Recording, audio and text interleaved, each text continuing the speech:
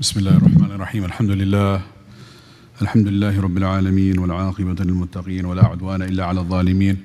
Wa ashhadu an la ilaha illallah wahdahu la sharika lahu Rabbil Alameen. Wa ashhadu anna sayyidana wa nabiyyana wa habibana wa shafi'ana Muhammadan abduhu wa rasuluhu. Al-mab'uthu rahmatan lil-alameen. Sallallahu ta'ala alayhi wa ala alihi wa sahbihi ajma'een. Amma ba'd.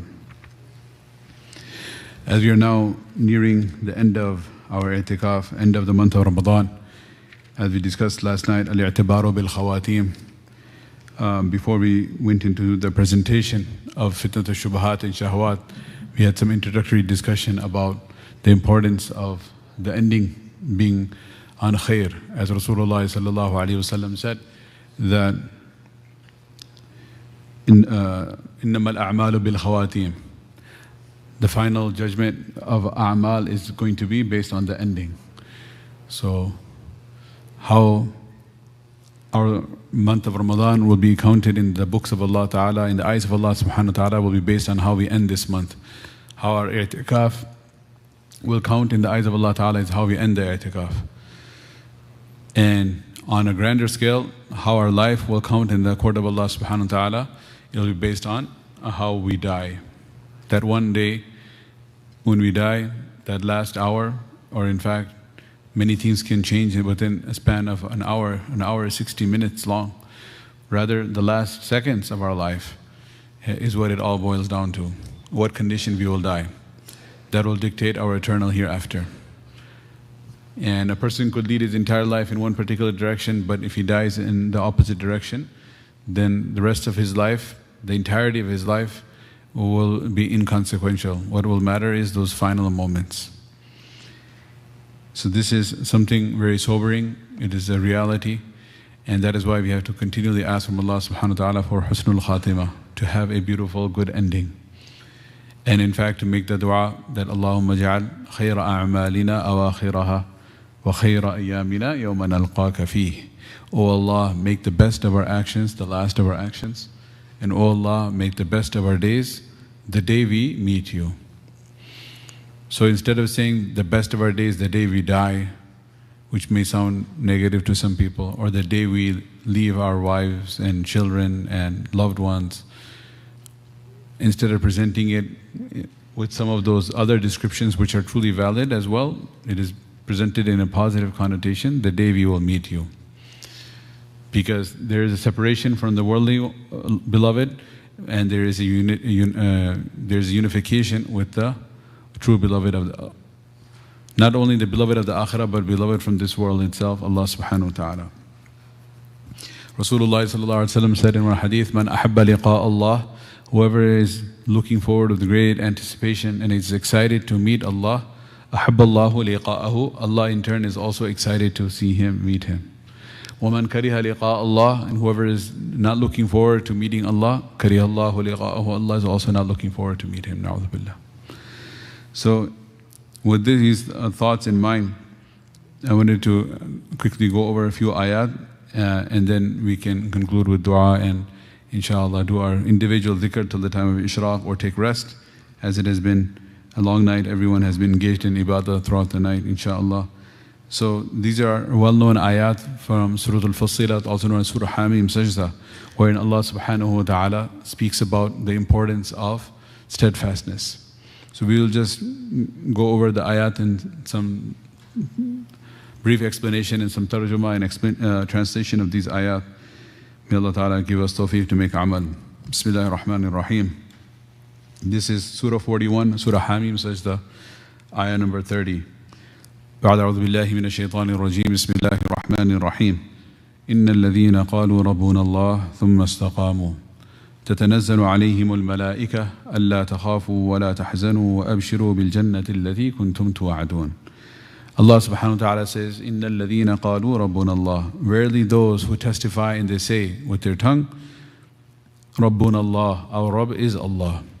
So this is the first thing, to testify with one's tongue, to say the statement of Iman.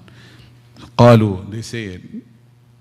Right, so iqrar bil lisan is important, to testify with one's tongue. If a person, he does not testify with his tongue, he does not take the shahada, then from the worldly perspective, he will not be considered a Muslim. Even if he believed in it with his heart, if he had the tasdeeq bil qalb, he believed in his heart in the reality of Islam. But if he never took the shahada, then as far as the dunyawi ahkam, worldly injunctions are concerned, he will not be considered a believer. So his nikah with him would not be valid, his dhabiha would be haram, he would not have a salatul janazah, he will not be buried in a Muslim graveyard, and he would not, basically would not be treated as a Muslim. The reality of Iman is to believe in one's heart. However, to be known as a Muslim, the iqrar bil lisan is an important component that we have to testify.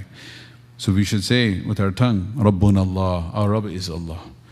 But after saying this, it obviously cannot be merely lip service. Having emphasized the importance of the verbal testification component, we cannot lose sight of the fact that verbal testification by itself is definitely not sufficient.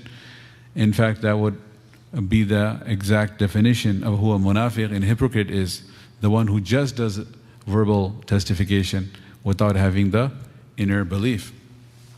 That's the exact definition of a munafiq, the one who says, I'm a mu'min, Rabbuna Allah, but doesn't have Iman in the heart, nor does he have amal.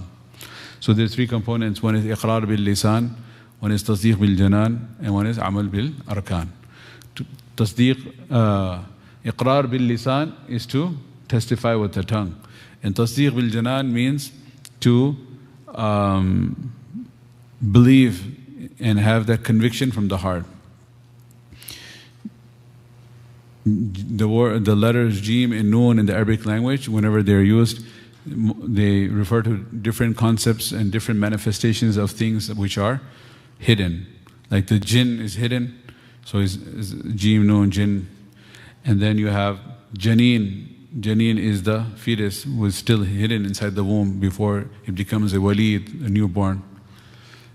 And then becomes a tifl, a child, then sabi, a younger adult, and further on in the stages of development, all the way till shaykh or ajuz, old man, old woman. So janeen, and the Jannah also is that garden in which the trees and branches are so thick and close to one another that the ground is hidden from the sunlight, it's dark. And as-sawmu junnah, ma lam yakhriq, hadith comes, fasting is a junnah, it's a shield that covers you from the word it's a shield. The shield also has a meaning of covering. But the hadith, of course, is a different thing. It's talking about it protects you from nafs and shaitan, it protects you from jahannam, ma lam yakhriqa, until you break it yourself by backbiting, by committing sins, subhanallah. So tasdeeq bil janan, the heart is hidden. So that is the second component. Iqrar bil lisan, tasdeeq bil janan. And then third is amal bil arkan, which is to practice according to the dictates of that with one's body parts. So all three are important. Qalu Rabbuna Allah is the verbal component. Yeah, you testify with your tongue. You say, my Rabb is Allah. You declare it. And after that, thumma istaqamu. Thumma, you have to first declare it. Thumma, thereafter, istaqamu. Then you have steadfastness. Allah subhanahu wa ta'ala over here, He did not just use the word amal, or which is generally found, إِنَّ الَّذِينَ آمَنُوا وَعَمِلُوا الصَّالِحَاتِ. They believe with their heart and they do righteous deeds. These two come frequently together. وَالْعَصْرِ إِنَّ الْإِنسَانَ لَفِي خُسْرٍ إِلَّا الَّذِينَ آمَنُوا وَعَمِلُوا الصَّالِحَاتِ. They believe and they do righteous deeds. Over here Allah subhanahu wa ta'ala used a very comprehensive word which indicates continuity in that amal salih. Not only amal salihat, sometimes part-time, or in our context, when you're in Ramadan, amal salihat. When you're in i'tikaf, amal salihat. And after the Eid, then the amal salihat goes away. Na'udhu billah, may Allah protect us. So this is the befitting reminder for all of us in the present, that whatever we are doing, we have to not only continue, insha'Allah, increase. ثُمَّ اسْتَقَامُوا, they continue on with steadfastness. This is known as al-istiqama fawqa al-fakarama. Remaining steadfast in the practice of the deen is a greater achievement than 1,000 miracles or supernatural feats. That's how hard it is. In fact, there are different categories of ayat for which the superlative form is used. Like Arja ayah fil Quran, the ayah that gives the greatest level of hope. قُلْ يَا عِبَادِيَ الَّذِينَ أَسْرَفُوا عَلَىٰ أَنفُسِهِمْ لَا تَقْنَطُوا مِنْ رَحْمَةِ اللَّهِ. Say, O my servants, those who have wronged themselves, do not lose hope in the mercy of Allah. إِنَّ اللَّهَ يَغْفِرُ الذُّنُوبَ جَمِيعًا. Verily Allah is ready to forgive all sins. This is called the Arja ayah. This is from Surah Al-Zumar. Then there is an ayah which is known as like the most fear-inducing ayah, is when Allah Ta'ala is addressing the mushrikun or the kafirun, disbelievers in Jahannam, when they will say, رَبَّنَا أَخْرِجْنَا مِنْهَا فَإِنْ عُدْنَا فَإِنَّا ظَالِمُونَ. O our Lord, please take us out. We are screaming from Jahannam. Take us out from Jahannam. أَخْرِجْنَا مِنْهَا فَإِنْ عُدْنَا. If you ever go back to do any sin, we promise you that then we are zalim, then we'll deserve it. Take us out. قَالَ اخْسَئُوا فِيهَا وَلَا تُكَلِّمُونَ. Burn therein, do not speak to me, will be the reply from Allah. It's the most fearful ayah. Then you have like Ajma ayah fil akhlaq, the most comprehensive ayah pertaining to character, which is Allah subhanahu wa ta'ala instructs Rasulullah sallallahu alayhi wa sallam, khudhil afwa, those who are behaving with you in a bad manner, then forgive them. Khudhil afwa, forgive them. Wa'amur bil urfi, but do not forgive and forget. Don't forget about them. Continue to invite them towards righteousness. They have behaved with you in a wrong manner, khudhil afwa, forgive them. But then wa'amur bil urf, and continue to invite them to the right path. And after inviting them, some of them will repent and come back onto the right track, but others will be diehards who will not want to change. So with regards to this group, the maximum permission is وَأَعْرِضْ عَنِ الْجَاهِلِينَ. And you may just ignore and turn away from those who persist in their jahala. Subhanallah. And a'rid means that there are different words for turning away in the Arabic language. One is istidbar and one is i'rad. Arida is the half of one person's face. So a'rid means to show your arida, showing half of your face, i.e. turning 90 degrees away. And dubar or adbar is the back. So istidbar means you're turning 180 degrees to show your back. All right. If you're turning 360 degrees, you're back face to face. Okay. Right. So it's 180 degrees turn. So subhanallah, Allah Ta'ala says that they were misbehaving with you, you forgive them, and then you invite them, and they're still not changing their way, then you can turn 90 degree. Why 90 degree, not 180 degree? 180 degree means that you have completely given up on them. That I just give up on them, there's no chance of reconciliation. Whereas 90 degree means that you still have one hand out, ready, that as soon as they show some softness, some common sense, decency, then you're ready to embrace them once again. You're waiting for that, subhanAllah. So this ayah is known as the most comprehensive ayah. Nabi sallallahu alayhi wa sallam said, my Rabb has commanded me that, subhanAllah, sil man qata'ak wa'afu amman zalamak wa ahsin ila man asa'a ilayk. Sil man qata'ak, those who break off relations with you, join relations with them. That's the actual silatul rahim. The one who is kind to you, if you're kind to them back, then there's no kamal in that. There's no virtue, special virtue in that, because that's natural. Laysa al-wasil bil mukafi. The one who is just responding to kindness with kindness has not done the actual silatul rahim. Sil man qata'ak, join ties with those who are breaking ties. Wa'afu amman zalamak, forgive those who are doing dhulm. Wa ahsin ila man asa'a ilayk, be kind to those who are bad to you. Then he recited this ayah. He said, Allah has commanded me, khudhil afwa wa amr bil urf. So in this same line of all the top ayat in respective categories, the greatest ayah, of course, speaking about Allah is Allahu la ilaha illa huwal hayyul qayyum la ta'khudhuhu sinatun wa la nawm, Ayatul Kursi, with respect to the description of Allah subhanahu wa ta'ala. So you have this, the most hope-inducing ayah, most fear-inducing ayah, most comprehensive ayah in akhlaq, more ayat about Rasulullah's maqam, which ayat, etc., etc. So we can continue with that and go on and on. But what I wanted to refer to in this at this time, in that same list, we have an ayah called, which has been considered by scholars of tafsir, Abdullah bin Abbas, Abdullah bin Masud, and Sahaba, and afterwards, as the most difficult command. Not most fear-inducing, which is a different category. This one is the most difficult command. Which ayah is the most difficult command in the entire Quran? It is the ayah from Surah, in the 12th juz, where Allah subhanahu wa ta'ala is speaking to Rasulullah sallallahu alaihi wasallam, is giving him the command, and by virtue of Rasulullah sallallahu alaihi wasallam, Allah subhanahu wa ta'ala is addressing all of us. This is right at the end of Surah Hud. Allah subhanahu wa ta'ala says, فَاسْتَقِمْ كَمَا أُمِرْتَ فَاسْتَقِمْ كَمَا أُمِرْتَ Ayah 112, Surah 11. فَاسْتَقِمْ كَمَا أُمِرْتَ Have istiqamah, be steadfast, and remain persistent, remain consistent, be steadfast. You cannot waver, cannot go up and down. You have to remain 100% committed. How much? Not as much as easy for you or convenient to you. It's qualified. Kama umirta, the way you have been commanded by me. Fastaqim, be steadfast. Kama umirta, the way you have been commanded.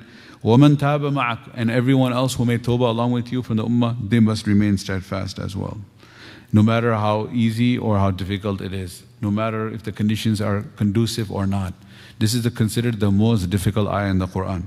وَلَا تَطْغَوْا إِنَّهُ بِمَا تَعْمَلُونَ بَصِيرٌ And do not transgress. Verily Allah Ta'ala is fully watching all that you do. وَلَا تَرْكَنُوا إِلَى الَّذِينَ ظَلَمُوا And do not dare to even incline towards those who are committing injustice. Not to become a zalim yourself, but تَرْكَنُوا إِلَى الَّذِينَ ظَلَمُوا Do not even incline towards those who are the zalimeen. فَتَمَسَّكُمُ النَّارِ Then you will be afflicted by the fire. وَمَا لَكُم مِّن دُونِ اللَّهِ مِنْ أَوْلِيَاءَ And you will have no helpers and supporters besides Allah. ثُمَّ لَا تُنصَرُونَ No one will come to your aid. This is Surah Hud. One time when some Sahaba asked, Ya Rasulullah, why are some of your hair has become gray and white? What has happened? So Nabi sallallahu alayhi wasallam said, شَيَّبَتْنِي Hud That the ayah from Surah Hud has made my hair turn gray. This is how Nabi sallallahu alayhi wasallam took this ayah to heart. So this is the most difficult command in the entire Quran, to remain steadfast. It is actually, and subjectively we say it's the most difficult. To have a better objective perception of the difficulty of it, we can understand it at a conceptual level, wow, it must be difficult, I get it. But how so is if we appreciate that it is the actual pinnacle of achievements in the suluk ilallah, in traveling towards Allah Ta'ala. And when we say it's the actual pinnacle, we can go from the beginning of the base of a pyramid and keep on climbing this pyramid until we reach the apex, the pinnacle, the top, the peak. So the basic default is أَخْرَجَكُم مِّن بُطُونِ أُمَّهَاتِكُمْ لَا تَعْلَمُونَ شَيْئًا He brought you forth from the wombs of your mother, you had no knowledge. لَا تَعْلَمُونَ شَيْئًا So our default status when we begin our life is that we are all jahil. Right? So we have jahal. No one is born with ilm. No one is born with knowledge of the deen or the dunya. No one is born with a degree in sharia, in deen or in dunya. Everyone is jahil. Then as we are starting, if we remain in the state of jahala, then we will of course head towards the fire. The first stage is that we have to acquire knowledge, ilm. Ilm is that nur that will define for us what's right and what's wrong. What's the purpose of our existence. What is halal and what is haram. What is the correct aqidah, what's the incorrect aqidah. What's legitimate, what's ethical, unethical. And our morals, our ethics, our practice, our beliefs, our rights with one another. All of these things will be defined through ilm. And without ilm, then we will not know the right way, the right path. And without knowledge of the path, how are we going to reach the destination? So the first thing is to acquire ilm. And after we acquire ilm, it's a necessary step. It is at the same time only the first step. It by itself is definitely not sufficient. Because the ilm, al-ilmu bila amal, kashajarin bila thamar. It is like the tree without fruit, the ilm without amal. It's not going to be of any benefit. So, in fact, it could be a hujjah and an evidence against a person if he does not follow it up with amal, with practice. Because you knew, yet you did not make amal. So you're building up a case against yourself. So therefore, if a person has ilm, after he acquired ilm, at whatever level of ilm he has to what? Make amal on it, has to practice on it. So if there are two people who are not practicing, one person, subhanAllah, has ilm and is of it and he is not practicing, versus the one who is not practicing it because he doesn't know. The one who has ilm and is not practicing is actually in a worse situation. Right?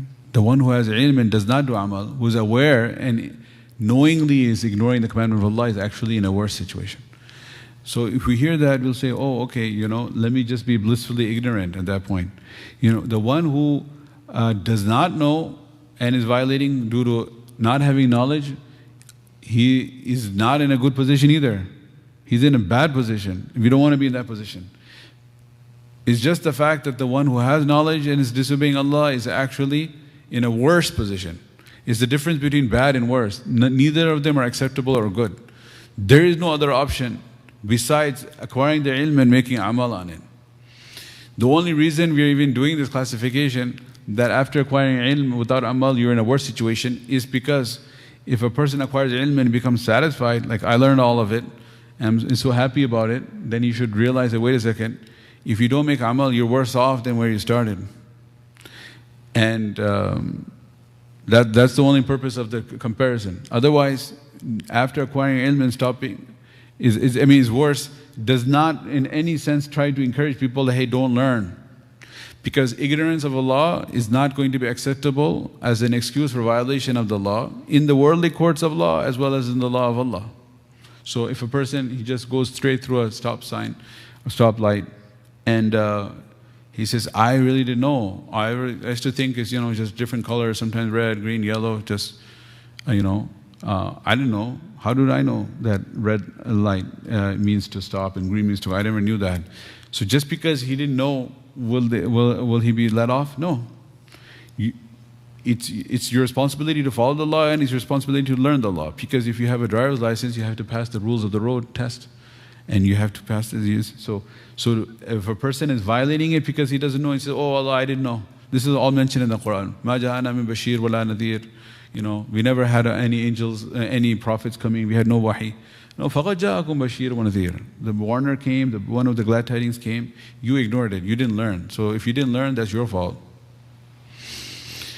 So we have to learn ilm. Now we're going up on the pyramid, and then on top of the ilm we have to have amal, practice. Now after we have the amal, we have the external form of that practice. We actually have to work on developing sincerity in that practice. Because if we do not have sincerity in the amal, which is called ikhlas, the khushu' component, the internal component, then that amal itself will be of no value. Because that amal which is based on the correct ilm, so a person acquires the correct knowledge, then he made amal on that, but he did not work on purifying the interior of his heart, the tazkiyah, that amal is also now rejected. So now a person works on his tazkiyah. And when he develops ikhlas and sincerity in that amal, right? Because doing the amal is the outward form, it's like the body. So now you have beautiful eyes, beautiful ears, beautiful heart, beautiful brain, beautiful arms and legs. But the eye will not be able to see, the ears cannot hear, and the tongue cannot speak, and the heart is not pumping, the hands cannot move, nor can the feet move and walk. Why? Because the ruh, soul, is not there. We need the ruh. And the ruh of the amal is what? The ikhlas. So all the benefits of the amal, benefits of the body parts become apparent when the soul is there. And likewise the benefits of all the amal, benefits in the dunya, benefits in the akhirah will become apparent when the ikhlas is there. So there are many, many benefits of different amal mentioned in the Quran, which if we are doing the amal externally and we don't find that benefit mentioned by Allah in the Quran, it's not that the Quran is incorrect, the performance of the deed is incorrect. Like if a person is performing salah and is still involved in lewd acts or sins, it doesn't mean the ayah of the Quran is incorrect. First ayah of 21st juz, أُتْلُ مَا أُوحِيَ إِلَيْكَ مِنَ الْكِتَابِ, make tilawah of the Quran, وَأَقِيمِ الصَّلَاةِ, and establish salah, إِنَّ الصَّلَاةَ تَنْهَى عَنِ الْفَحْشَاءِ وَالْمُنْكَرِ. Verily salah has within it the inherent quality to prevent a person from immoral, indecent, obscene acts, fahsha, munkar, and sins. وَلَذِكْرُ اللَّهِ أَكْبَرُ, and Allah's dhikr is the greatest. So if a person is praying and he's still committing major sins, then how do we explain this? We'll say the ayah is incorrect? Absolutely not. We'll say you have the form of the amal, but you don't have the ruh of the amal.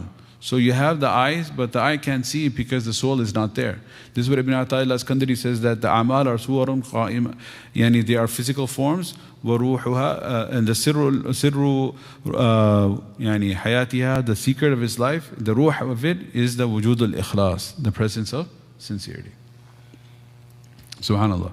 So we have acquired the ilm, then we start doing amal on it, then we have to work on developing the ikhlas.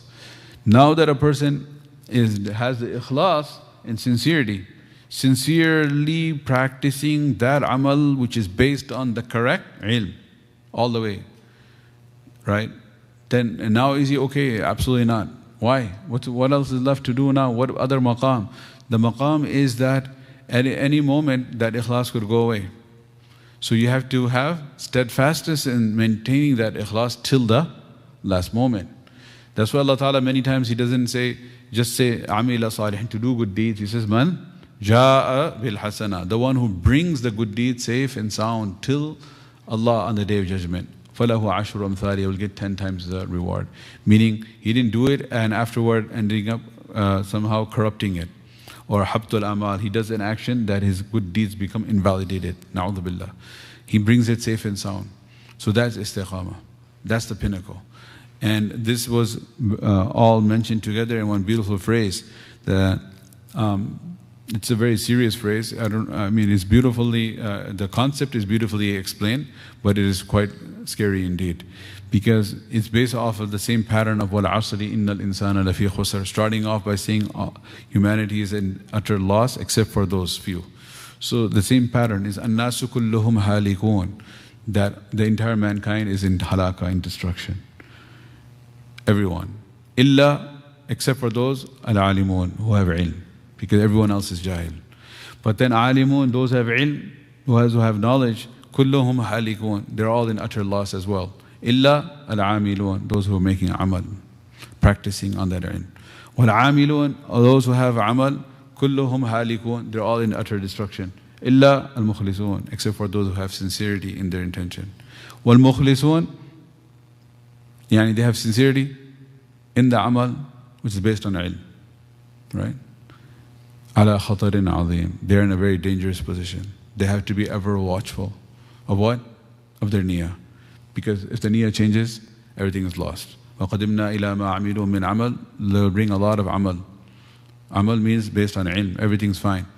فَجَعَلْنَاهُ هَبَاءً مَنْثُورًا, will be turned into dust, will have no weight. Why? Because the niyyah changed.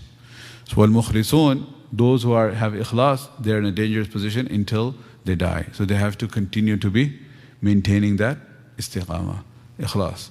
The one who is confident that he is sincere, let him be confident he is insincere. Because the true sincere one is not confident about his sincerity. The true sincere one is the one who is ever worried about his sincerity. Is my action worthy of acceptance or not? As soon as a person becomes complacent and is confident in his sincerity, then let him know for sure that he is not sincere. Because the sincere ones are always doubting their intention and asking Allah Ta'ala, يَدْعُونَ رَبَّهُمْ خَوْفًا وَطَمَعًا. They have hope of acceptance and fear of rejection. Hope of acceptance, fear of rejection. This is the status of the mukhlis. Okay? So, subhanAllah, so now what we had mentioned in a subjective manner, that istiqamah is the pinnacle, the peak. If you break it down, then we realize, wow, this truly is fawqa alfa karama. This is a greater achievement than 1,000 miracles. This is actually why this ayah is the most difficult command in the Quran. It becomes more apparent, becomes more easy to appreciate. So, إِنَّ الَّذِينَ قَالُوا رَبُّنَ اللَّهِ, verily those who testified with their tongue and they said, our Rabb is Allah, ثُمَّ, thereafter, istiqamu, to remain steadfast. Now, there are examples of the steadfastness of the Sahaba, that when they started an amal, they did not give it up. They remained continuous with it, they remained consistent with it. No matter if it was good times or bad times, easy times or difficult times. This is the amal which is beloved to Allah Ta'ala. Even if it is a small amal. أَحَبُّ الْأَعْمَالِ إِلَى اللَّهِ, the most beloved action in the eyes of Allah, أَدْوَمُهَا, is the one we are most consistent in, وَإِن قَلَّ, even if it is less. The very beautiful story that always comes to my mind because of how impactful it is the story of Sayyidina Ali radiallahu anhu, when in his khilafah, decades later, Rasulullah had passed away, and Abu Bakr radiallahu anhu was a Khalifa 2.5 years, that passed away, and Umar radiallahu anhu was a Khalifa for 10.5 years, he passed away. Then Uthman radiallahu anhu was the Khalifa for 12 years, he passed away. Then Ali radiallahu anhu, towards the end of his life, 4 years of his Khilafah. The reason I'm mentioning the years, you will see why, not just to randomly give you overview of Khulafa Rashidun, but there's a point of the years.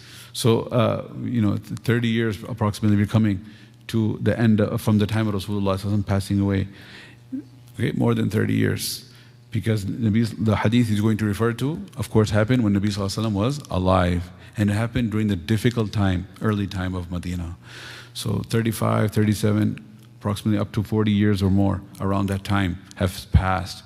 When regarding an event that happened like around 4 decades ago, he mentioned to some people that he mentioned a story. And this is a well-known story. This is a story regarding the tasbih that till today bears the name of his wife. It's called the tasbih Fatimi.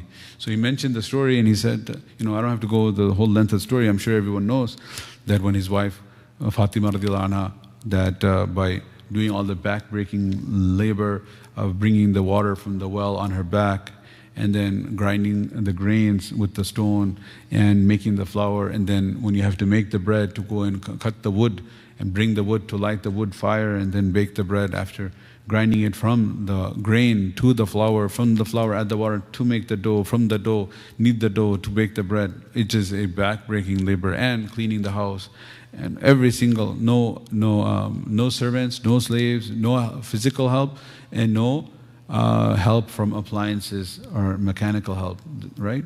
This is way before the Industrial Revolution, right? So, subhanAllah, nothing.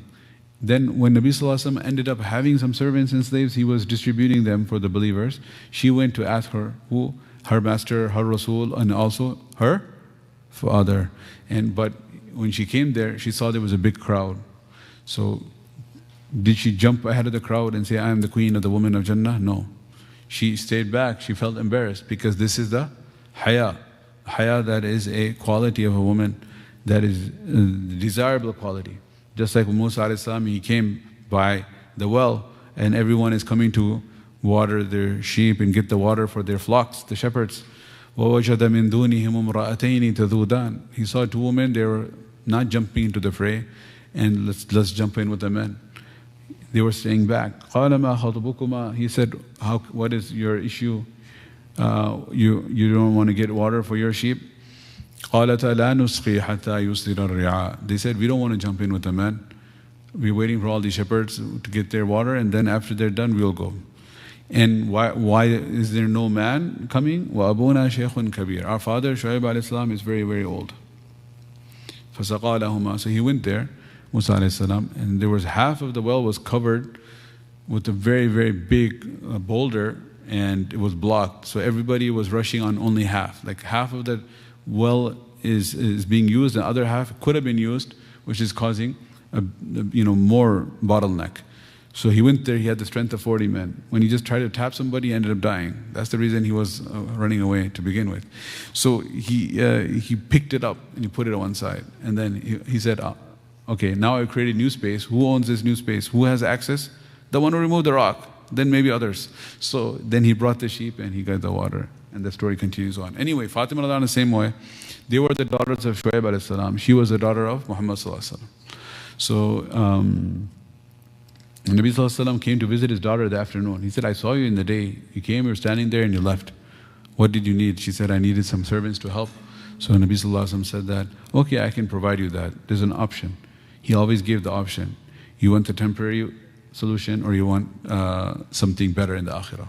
Like Abu Sufyan radiallahu anhu came to Rasulullah sallallahu alaihi wasallam. Abu Sufyan, who was the leader of the mushrikun, he just accepted Islam in Fateh Makkah in the 8th year of Hijrah. Thereafter, the battle of Taif occurred, and the Thaqif, which were the expert archers of Arabia, what had happened when the Sahaba were going through a narrow passage, right? When they were 313, they beat the mushrikun 1,000. When they were in Uhud, they were 700, they beat the numbers that were significantly greater than them. But this was the first time in their history where their number as the Muslims was greater than the enemy. First time ever. So this was really impacted their morale, and they said that, wow, we are in greater number than the enemy. First time, because they had come about 10,000 for Fateh Makkah, and 2,000 new mushrikeen of Makkah accepted Islam. Most of them accepted Islam, they joined them. And some mu'allafatul qulub, some were on the fence. So now there were 12,000 and the enemy was less. So when they were, but what happened is Allah Ta'ala wanted to correct their aqidah, that you are confident in victory because of your numbers. You should be confident in victory and trust in your numbers or trust in Allah. لَقَدْ أَنصَرَكُمُ اللَّهُ فِي مَوَاطِنَ كَثِيرًا. Allah has helped you in many occasions. وَيَوْمَ حُنَيْنٍ. But what happened on the day of Hunayn? إِذْ أَعْجَبَتْكُمْ كَثْرَتُكُمْ. When you became so enamored and you were so pleased with your number. Oh, كَثْرَتُكُمْ. We are in majority today. You can't blame them, it's the first time. فَلَمْ تُغْنِ عَنْكُمْ شَيْئًا. But your numbers did not help you in the least. وَضَاقَتْ عَلَيْكُمُ الْأَرْضُ بِمَا رَحُبَتْ. And the land became tight upon you even though it's so vast. ثُمَّ وَلَّيْتُمْ مُدْبِرِينَ. Mudbir, remember we talked about dubar is the back? You turn your back and you are all fleeing from the battlefield. What happened was there was a narrow gorge and a small area between the two mountains, and they had to pass through there. So the Banu Thaqif were expert archers, they hid on both sides, and it was a surprise ambush attack. And then there was a volley of arrows from both sides, surprise, and everyone got shocked, many people got hurt, and they turned their backs and they started running. And Abbas radiallahu anhu was holding Nabi sallallahu alaihi wasallam's right from the front, and he had a loud voice, and he was announcing to, hello Ansar Muhajirun, why are you running back, why are you running back? And Nabi sallallahu alaihi wasallam said, Ana nabiyyu la kathib, ana ibn Abdul Muttalib, right? So then they came back. But when those arrows came, Abu Sufyan radiallahu anhu, who just accepted Islam, leader of Quraysh, one hit in his head, in his eye socket, and his whole eye came out. The whole eyeball literally came out from the injury. So I was mentioning this as choices. Nabi Sallallahu Alaihi Wasallam always gave choices. Not always, many times gave choices. So he came to Nabi Sallallahu Alaihi Wasallam, and I don't want to make it sound too gory, but he literally had his eyeball in his hand. So it's like one eye is in the socket, one eye is a big hole, and what was supposed to be in the socket, where is it? It's in the palm. So he said, Ya Rasulullah, this is what happened with the arrows of Thaqif. So Nabi Sallallahu Alaihi Wasallam looked at it and he said, yeah, Abu Sufyan, if you wish I can take your eye and I'll make dua and apply his saliva and dua mubarak, and I'll put it back, and it will be better than any transplant surgeon, right? It'll be connected. From the cornea back to the retina, the optic nerve, it'll be perfect, right? No glaucoma, no cataract, okay? No macular degeneration, front end to back end will be perfect shape. So I'll just put it back. That's one option. Second option is, if you make sabr for this loss, then Allah will reward you in Jannah. He finished saying the sentence, by the time he finished the sentence, he threw his eye into the field. I don't need this eye, right? So this is the options Nabi Sallallahu Alaihi Wasallam gave. So over here, he gave his beautiful beloved daughter and his son-in-law the option. Do you want to, subhanAllah, you want a slave? Yeah, we can arrange that. That's not a problem. Or you can make the dhikr before you go to bed, because what's the issue? Issue is tiredness, issue is exhaustion. So the cure is for that. If you recite this 33 times, subhanAllah, 33 times, alhamdulillah, and 34 times, Allahu Akbar, before you go to sleep, then Allah Ta'ala will make your task easy. Because that's your complaint, you have too much work. Allah will make your task easy. So Nabi Sallallahu Alaihi Wasallam, so Ali Radhanu, like 40 years later, is narrating the story. Like we are narrating the story centuries later. Big difference is he was what? Part of the story, right? He's the one was there. He's a character in the story. He said that, yeah, so Nabi Sallallahu Alaihi Wasallam said, oh Fatima and oh Ali, just recite this every night before you go to bed. And we just heard the same sentence, but there was a person from the opposite political party in the group, because this was unfortunately a time of the civil war. When he said this, he caught him. He said, wait a second. What did you say? What did the Prophet say? He said, oh Fatima and oh Ali, before you go to sleep, recite this every night. So he latched onto the word every night. He said, he told you to do it every night. Did you? Did you do it every night? He said, yeah. He said, did you do it every single night since then? He said, yes. He said, did you ever miss it? You never missed it once? He said, no. Now the questioner couldn't believe it. He said, you never missed a single night. Then he started giving specific examples. How about that night? How about this night? Then he said, how about Law Laylatul Siffin? that remember when the Battle of Siffin happened, this was a worst tragedy ever of civil war, but the discussion of how the Siffin happened is beyond the scope of today. It's a very major battle between the Muslims, civil war. And then Abdullah bin Sabah and the Yahudi elements, the hypocrites, were creating this division within the Ummah. In the Battle of Jamal, they simultaneously attacked both of the camps in the middle of the night after the ceasefire truce had been signed in the day. So both camps thought that the other camp broke the treaty, and they started the battle in the darkness of the night, and it continued until the morning. So over here in Siffin also, the battle in that night, it was in the day, and it extended till the darkness and till the night. So he selected that night and said, Layl Siffin, it was kill or be killed. Heat of the battle, active war, not only war, active battle taking place. How did you do Tasbih Fatimi? They didn't probably call it Tasbih Fatimi that time, but later on we call it Tasbih Fatimi. How did you do this? He said, no, don't worry about it. I did not miss it that night. Right? And he wasn't just some bystander fly on the wall. He was the Amir al-Mu'mineen, and he was the general leading the troops. He was in the battle, and he was fighting in the battle. And while he's wielding his sword and his shield, he didn't miss his Tasbih Fatimi. So relax. If you're getting too excited, I didn't miss it that night. Subhanallah. Since you're pushing me and you keep on interrogating me, I was just narrating the hadith. Nabi Sallallahu Alaihi Wasallam said, recite it every night. My father-in-law, my cousin, he told me, my Nabi told me that recite it every night, and then you just making a big deal about it, keep on interrogating me, did you actually do it every night? Then you start asking specific nights, I didn't miss it, Laylatul Siffin. Right, subhanAllah. So this is called istiqamah. So, إِنَّ الَّذِينَ قَالُوا رَبُّنَ اللَّهُ ثُمَّ اسْتَقَامُوا. Maybe we continue with the rest of the ayat. I was going to do 1, 2, 3, 4, 5. This section is 6 ayat, right? So, but we are in ayat number 1. What happens is, تَتَنَزُّلُ عَلَيْهِمُ الْمَلَائِكَةِ I'm not going to continue that slow anymore. We'll just wrap it up. تَتَنَزُّلُ عَلَيْهِمُ الْمَلَائِكَةِ. So this is just saying, whenever Allah Ta'ala gives a difficult command, He gives a bashara as well. He gives a glad tiding to motivate us to be able to do it. Ilm al-targhib. This is targhib and there's tarhib, both. Bashirun wa nadhira. Bringing of glad tidings and warnings. So Allah Ta'ala gave such a difficult command, so He gives us a lot of beautiful targhib now. He says, look, you continue with it till when? Till death, right? We covered this multiple times. Till death. وَاعْبُدْ رَبَّكَ حَتَّى يَأْتِيَكَ الْيَقِينَ. Worship your Lord, continue to worship your Lord until yaqeen comes. It's not like you do ibadah and work on iman until you have your yaqeen. When your yaqeen is there, then you're good. No, this yaqeen is referring to that which is certain. Yaqeeni ibad, certain. What's certain? Even Americans, they say 2 things are certain. What do Americans also say? What's certain? Taxes. Yeah, right after you got out of itikaf, you have to do your taxes, right? Because April 15th coming up. So death and taxes, right? Taxes, unless you're like our president, you can evade all the taxes, right? But you cannot evade death, right? So وَعْبُدْ رَبَّكَ حَتَّى يَأْتِيَكَ الْيَقِينَ means engage in the ibadah of your Rabb until you die, until the certain. So when Allah Ta'ala said, إِنَّ الَّذِينَ قَالُوا رَبُّنَ اللَّهُ ثُمَّ اسْتَقَامُوا, when does the istiqamah, when do you get a break from istiqamah? Death. So now the bashara and the glad tiding is right from death. That's the link. What happens? تَتَنَزَّلُ عَلَيْهِمُ الْمَلَائِكَةِ. The malaika of rahmah will come down. Starting from the time of death, these malaika will be with you in the grave when you're alone.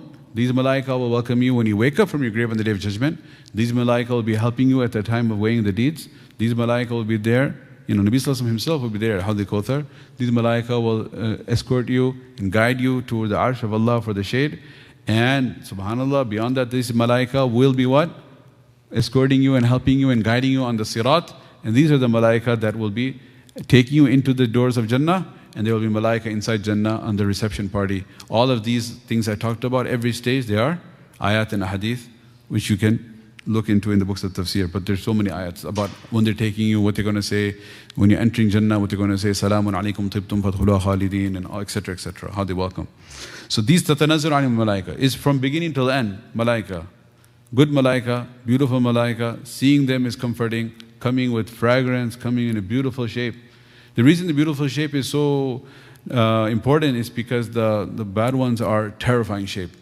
on the opposite side of the spectrum. But these are very pleasing to see, pleasing to smell, pleasing to talk to, comforting. They will come down, they will say, Allah takhafu wa la tahzanu. Khawf is ala ma sayakun. Khawf is fear and apprehension about the future. What's going to happen? I'm leaving this world, going towards the hereafter. La takhafu. Don't have apprehension for the future stages. Wa la tahzanu ala ma fat. Meaning don't have sadness on the past. Don't have sadness over who you're leaving behind. Because inna lillahi, we all belong to Allah, wa inna ilayhi raji'un. Towards Him we are all returning. Some are a bit ahead, some are behind. Some are in the same carriages in the front of the train, some in the back of the train. But everyone's on the same train. وَإِنَّا إِلَيْهِ رَاجِعُونَ. Right? Okay. وَلَا تَحْزَنُوا. Do not grieve. Do not grieve. وَأَبْشِرُوا بِالْجَنَّةِ. We are here to start off with giving you the glad tidings. Good news. What's the good news? Of Jannatul Firdaus. For how long? For eternity. Allah. وَأَبْشِرُوا. الَّتِي كُنْتُمْ تُوعَدُونَ. The same Jannah that you had been promised. Remember, you believed in the promise? هَذَا مَا وَعَدَ الرَّحْمَنُ وَصَدَقَ الْمُرْسَلُونَ. This is what Rahman promised us. The prophets had told us the truth. It's real. It's actually happening, right? So this is Kuntum tu'adun gives the indication, connotation, background of it is that there was a promise made to you, you believed in the promise, and you worked hard believing in that promise. Now the time is the promise coming true. Kuntum tu'adun. You had the wa'ada from Allah, you believed in it. Here, it's starting now. Nahnu awliya'ukum. In case you think we're just appeared on the scene, they're saying, Nahnu awliya'ukum fil hayati dunya. We were actually by your side and with you throughout your worldly life. But what happened is, you were not able to see the ghaib. You were only being able to see the physical realm, and the metaphysical world was invisible to you. But what happens is, when a person dies, the physical eye closes, and one of the etiquettes of the fiqh of janazah is if the physical eye ends up opening up because some nerval impulse remains in there, that you close the eye, it still opens up. The body is dead, but the eye opens up. Then what do? Don't get terrified. Then you should tape it. You're supposed to tape it because it's khilaf of the etiquette and adab of the janazah, of the body, of the mayyit, that keeping his eyes open. It's in the fiqh books. So you close the physical eye, but Allah Ta'ala says, فَكَشَفْنَا عَنْكَ غِطَاءَكَ. Now we have removed the covering over your eye. فَبَصَرُكَ الْيَوْمَ حَدِيدٌ. Now you can actually begin to see. What? Wait, physical eye closes, but metaphysical eye opens. So kiraman katibina ya'lamuna ma taf'alun, and the hafaza, the protecting malaika, all the malaika and all the jinn and all the ruh and everything from the metaphysical world, which is basically composed of elements not on the periodic table of elements, it's beyond. That metaphysical world is now visible. The ghaib becomes mushahad. So that's why the iman at that time is of no value, because it's not iman bil ghaib. Because even Pharaoh accepted Islam 3 times when he was dying. فَلَمَّا أَدْرَكَهُ الْغَرَقُ. When he was drowning, he said, he saw the angel of death, right? Because فَبَصَرُكَ الْيَوْمَ حَدِيدٌ, he can see now. He said, آمَنْتُ أَنَّهُ لَا إِلَهَ إِلَّا الَّذِي آمَنَتْ بِهِ بَنُو إِسْرَائِيلُ وَأَنَا مِنَ الْمُسْلِمِينَ. I believe in the Lord of the Banu Israel. His kalima of iman, his shahada, is in the Quran, in Surah Yunus. But nobody has opinion that Fir'aun is a Muslim, because Allah Ta'ala said, Al-ana qad asaytakum. Now you believe when you can see the unseen. So the seeing the unseen, your iman is of no value. So they say, look, you know what? نَحْنُ أَوْلِيَاؤُكُمْ. We were always with you فِي الْحَيَاةِ الدُّنْيَا, in the worldly life. The only thing was you couldn't see us. But now you'll begin to see us, we can talk, because you have died. Worldly life has come to an end. Thank God, now we can start speaking. وَفِي الْآخِرَةِ. We're going to be with you in the grave, we're going to be with you when you get out of the grave, we're going to be with you at every stage, like I mentioned a moment ago. وَلَكُمْ فِيهَا. And what are you going to get there? It's whatever in the world you want, and whatever you dream. That's literally what it says. مَا تَشْتَهِي أَنفُسُكُمْ. Ma is aam, general, inclusive. Anything and everything that you may desire. Simple as that. وَلَكُمْ فِيهَا مَا تَدَّعُونَ. Anything and everything that you ever order or ask for. Whatever you ask for. So, Nabi Sallallahu Alaihi Wasallam said that Allah Ta'ala says in Hadith Qudsi, أَعْدَدْتُ لِعِبَادِيَ الصَّالِحِينَ. I have prepared for my righteous servants مَا لَا عَيْنٌ رَأَتْ. Such blessings no eye has ever seen, وَلَا أُذُنٌ سَمِعَتْ. No ear has ever heard, وَلَا خَطَرَ عَلَى قَلْبِ بَشَرٍ. Nor any human being can ever imagine and comprehend or come up with. It's beyond. It's beyond our world, in our worldly life, our worldly brain cannot even imagine. Now there's so many different ayat of Jannat in the Quran, and description of Jannah could potentially be spoken about here, but we will move on.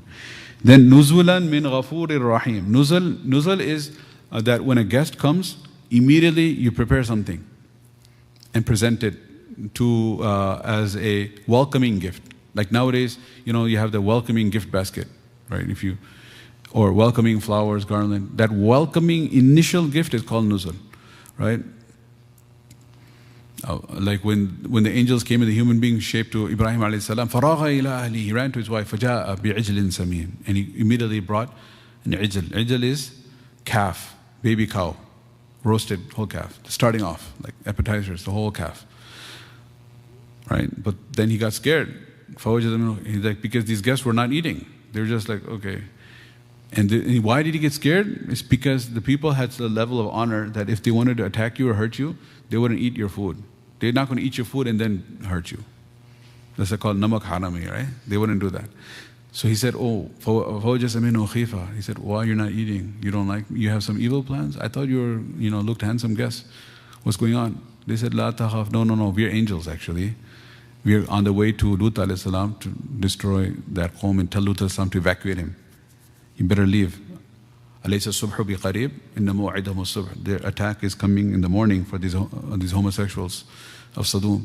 So come out. But on the way we stopped here to give you glad tidings that Allah is going to give you a son, etc. That whole story. Anyway, so nuzul is what is prepared in the beginning. Allah Ta'ala says that over here, nuzulan min ghafur rahim. This is just the initial gift. Now after the fruit basket, the whole actual state banquet and all of that's coming up. But this is just the nuzul min ghafur rahim, from the forgiving, the merciful.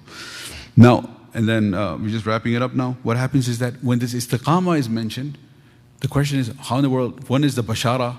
First it was a difficult command, so we got the bashara to encourage us. Wow, that's a good ending. We all want that. Now that we want to do it, or like it seems hard, but we got such a good glad tidings, we want to give it a try, our best to get there. But how do we do that? How are we going to get istiqamah? Because we answered the question of why, but now we have the question of how.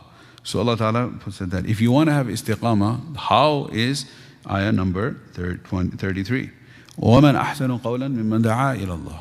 By giving da'wah, by inviting towards Allah, by speaking about the greatness of Allah, then that will strengthen your own iman and give you that istiqamah. This is what Mufti Abdul Azim mentioned yesterday, that if you want to strengthen what you have and have a deeper conviction of it and have the tawfiq to make amal on what you're learning, you have to speak about it, invite others. So Allah Ta'ala says, guess what? وَمَنْ أَحْسَنُ قَوْلًا. Whose words can ever be better than the one دَعَا إِلَى اللَّهِ, who invites towards Allah. So this da'wah is the sir and the secret of developing istiqamah.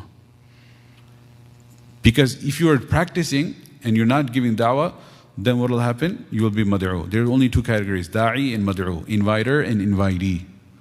So if you're not going to be inviting towards Allah, you will get invited. By whom? By everyone. By your evil friends, by the environment, by the billboards, by that attraction of the dunya, by everything and everyone around you is inviting you. And the biggest one is who? Two, Shaitanur Rajim, external adu mubin, open enemy. And the biggest one is the nafs bayna jambayk, right within you. Your nafs internal and shaitan. Everyone's inviting you. Which way? Only one way, towards Jahannam. أُولَٰئِكَ يَدْعُونَ إِلَى النَّارِ. They're inviting towards the fire. And how are you going to? The best form of defense is offense. You got to be on the offensive. You are saying, how are you going to invite me? Just like if a person, he's inviting everyone to his home for a big party. He has a walima in his home. It's his walima or his son's walima. So are you going to go invite them? Like, you're not going to invite them. It's great. You have whatever. You have your own aqiqah going on. You have whatever, your birthday party. Too bad, man. Is he going to leave his own walima to come to your birthday party? He loves you, your kid is cute, whatever. But he's not going to come. He's the inviter to his party. How is he going to be invited to yours? You have any common sense, you're not going to invite him, right? So the one who is inviting towards Allah, he's not going to be invited. That's why one beautiful brother, he mentioned that, the da'i is not the one, who just goes with the flow. I was like, okay. Then he said, if it was just normal statement, I wouldn't repeat it, right? I was like, okay. Then he said, I was thinking he's going to say then the da'i should go against the current. Then that still wouldn't be that awesome to share. He said the da'i is not the one who goes with the flow. The da'i is not the one who goes against the flow. The da'i is the one who changed the current, the direction of the entire current. I was like, whoa, that's deep, right? So the river is going one direction. The da'i turns the direction of the whole current. Like the fish of Musa and Khizr story, Surah Kahf for another day. So he goes in the opposite direction and he changes the direction. Right? So that's the da'i. He doesn't get influenced by others because wherever he goes, he is the influencer in a positive way. He's not just like unwrapping gifts and influencing people to buy things. Right? He's an influencer, a positive, bringing positive change. Khairun nas ma yanfa'un nas. The best of people is the one who benefit others. Miftahan lil khair, mighlaqun lil shar. Opens the door of khair, closes the door of shar. Positive influence, right? Changing. Everyone who comes into his orbit is impacted positively. How are you going to negatively impact this guy? You can't, right? So, وَمَنْ أَحْسَنُ قَوْلًا, whose words are better than the one who invites towards Allah? Allah Akbar. True da'i. وَعَمِلَ صَالِحًا. It's not just talk too. He practices what he preaches. Da'a ilallah, he does da'wah, وَعَمِلَ, and he does righteous deeds. Now he has a full package, full stack, front end, back end, right? So he's doing da'wah and he's doing good deeds. So is there anyone who can say I'm the biggest and baddest meaning in a good manner, right? The good type of bad, if that makes sense. So it would be him. So Allah Ta'ala says he doesn't have an ounce of pride. What does he say? Muqala, he says, Innani minal muslimin.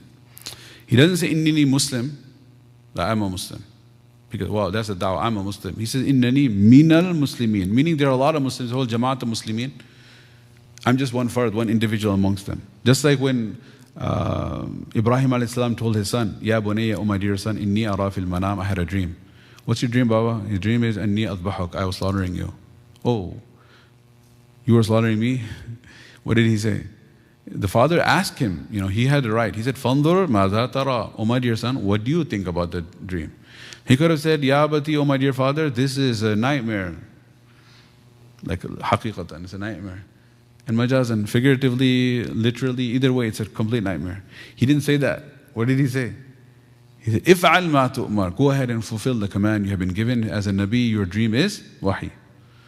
Then he said, Satajiduni, you will find me. Not to be proud, insha'Allah. Satajiduni, insha'Allah. He didn't say sabiran, I will be patient. He said, minas sabirin. There are many people who are patient. Many are more patient than me. Maybe some like me, some less than me. There's minas sabirin means there's a whole lot of patient people. And I will be minas sabirin, one of the patient ones. See the humbleness?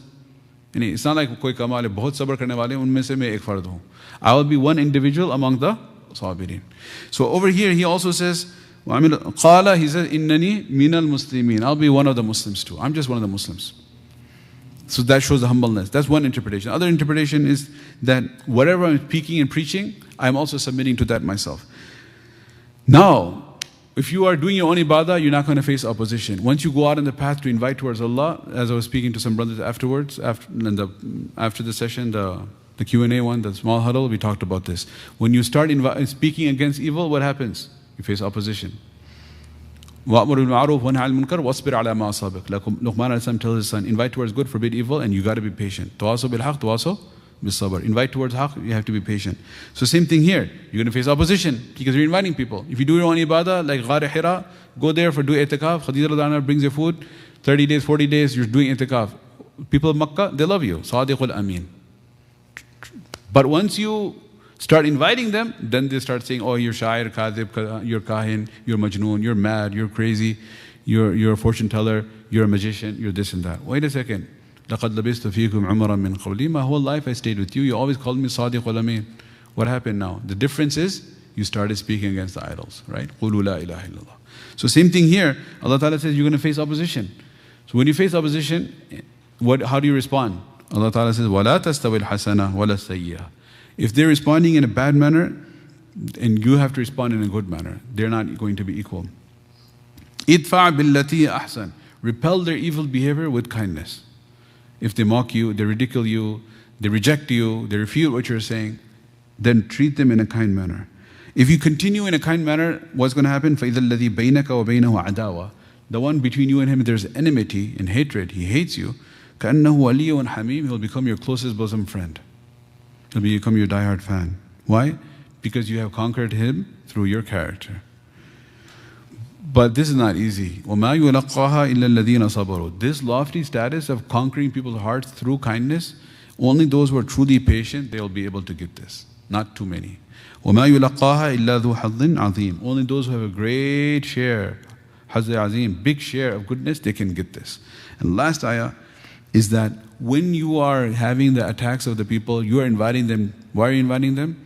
So that your iman is strong and you can get that istiqamah in your amal, so that you can fulfill the order of Allah, so that you can get the glad tidings of the angels, right? The whole thing.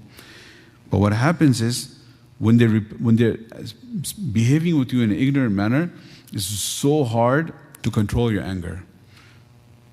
Right? The hardest thing. There were Sahaba who were having a wrestling match, Nabi Sallallahu came and he said, yeah, oh, what is going on? Wrestling match? Okay, that's awesome. But guess what? You know what the true champion is? Who is the true champion, Ya Rasulullah? The true champion is not the one who overthrows his opponent. The true champion, مَنْ يَمْلِكُ نَفْسَهُ عِنْدَ الْغَضَبِ, who can overthrow his nafs at the time of anger. SubhanAllah. So, shaitan comes. So then Allah Ta'ala says, وَإِمَّا يَنْزَغَنَّكَ مِنَ الشَّيْطَانِ نَزْغٌ.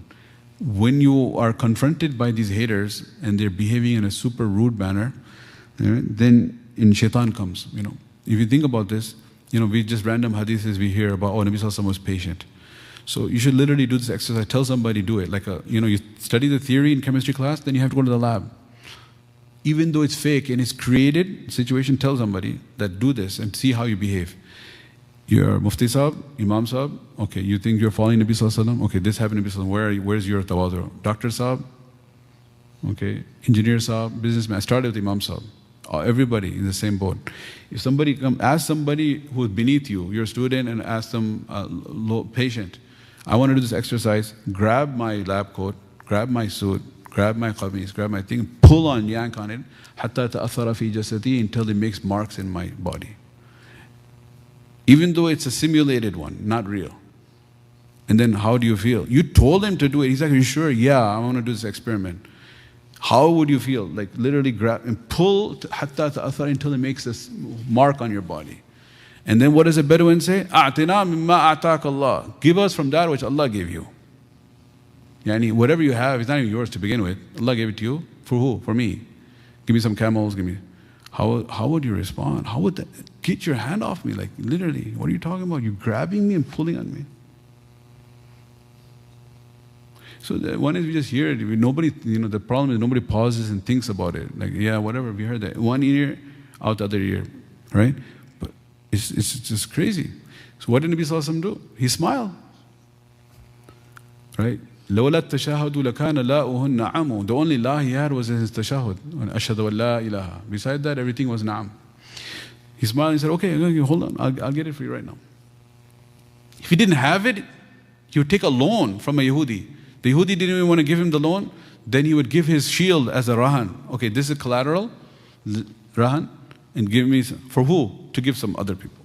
When he passed away, his own shield and armor was a rahan with another Yehudi. Not in the beginning days. This is وَرَيْتَ النَّاسِ إِذَا جَاءَ نَصْرُ اللَّهِ الْفَتْحِ. After the Fatih of Khaybar, Fatih Makkah and everything, when he's passing away, he's rahan. SubhanAllah. So this is what it is. This is repelling evil with kindness. Allahu Akbar. So now what happened? Allah Ta'ala says, last ayah, is that shaitan is going to say, not let you behave. Shaitan is going to make you, respond back. That Allah Ta'ala says, وَإِمَّا يَنْزَغَنَّكَ مِنَ الشَّيْطَانِ نَزْغٌ. And if you're attacked by whispering of shaitan, that says, you're inviting towards haqq, and why is this guy behaving like this? فَاسْتَعِذْ بِاللَّهِ. Seek the protection of Allah from shaitan. Right? Say, أعوذ بالله السميع العليم من الشيطان الرجيم. إنه هو السميع العليم. Verily Allah is all hearing, all knowing. He hears what you're saying and how they're responding. He knows what you're going through and how they're mistreating you. Sami'un alim.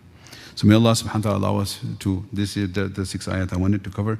The bottom line is that Rabbuna Allah thumma istaqamu. Recap, we have to say our Rabb is Allah, testify, then we have to make amal, have istiqamah. This is fawqa alfa karama, it's very difficult, but if we do so, we'll have the basharat of the malaika, and we will have such great rewards. And the way to achieve it is through da'wah, and to invite towards Allah, and to speak about the greatness of Allah, to remain humble and to say, Innani minal muslimin. And when we face the opposition, to repel the evil behavior with kindness. This is a full, mashallah, beautiful lessons that we gain from these ayat. May Allah Ta'ala give us tawfiq to make amal, inshallah. Bismillah ar-Rahman ar-Rahim. Alhamdulillah Rabbil Alameen. Allahumma salli ala Sayyidina Muhammadin wa ala ali Sayyidina Muhammadin wa barik wa sallim. Allahumma barik ala Muhammadin wa ala ali Muhammadin wa barik wa sallim. اللهم إنا نسألك إيمانا كاملا ويقينا صادقا وتوبة نصوحا وتوبة قبل الموت وراحة عند الموت ومغفرة بعد الموت والعفو عند الحساب والفوز بالجنة والنجاة من النار. اللهم اجعل خير أعمالنا وآخرها وخير أيامنا يوم نلقاك فيه. ربنا لا تزغ قلوبنا بعد إذ هديتنا. ربنا لا تزغ قلوبنا بعد إذ هديتنا. ربنا لا تزغ قلوبنا بعد إذ هديتنا وهب لنا من لدنك رحمة إنك أنت الوهاب. O Allah, grant us, O Allah, ilm of deen, Ya Rabbil Alameen. O Allah, whatever ilm of deen you grant us, O Allah, grant us tawfiq to make amal on that, Ya Rabbil Alameen. Whatever amal that you grant us tawfiq, O Allah, grant us ikhlas and sincerity in that, Ya Rabbil Alameen. Whatever level of ikhlas you grant us istiqamah on that, Ya Rabbil Alameen. And O Allah, allow us to die with that istiqamah, Ya Rabbil Alameen. O Allah, make us all du'at and inviters towards you, Ya Rabbil Alameen, to speak about your greatness, to speak about your deen, to invite towards you, such that we are, O Allah, protected and immune from the attacks of others, Ya Rabbil Alameen. O Allah, grant us, O Allah, grant us hidayah and istiqamah, Ya Rabbil Alameen. O Allah, in this day and age, there are so many challenges to our faith. O Allah, allow our Iman to be preserved, and the Iman of our beautiful, beloved children, and whom we love so much, protect their Iman and protect the Iman of our progeny, Ya Rabbil Alameen. O Allah, this month of Ramadan is coming to a close. O Allah, ensure that our maghfirah is guaranteed, Ya Rabbil Alameen. O Allah, make us among those that you will free from the fire of Jahannam in this month, Ya Rabbil Alameen. Subhana rabbika rabbil izzati amma yasifun wa salamun ala al-mursaleen. Alhamdulillah.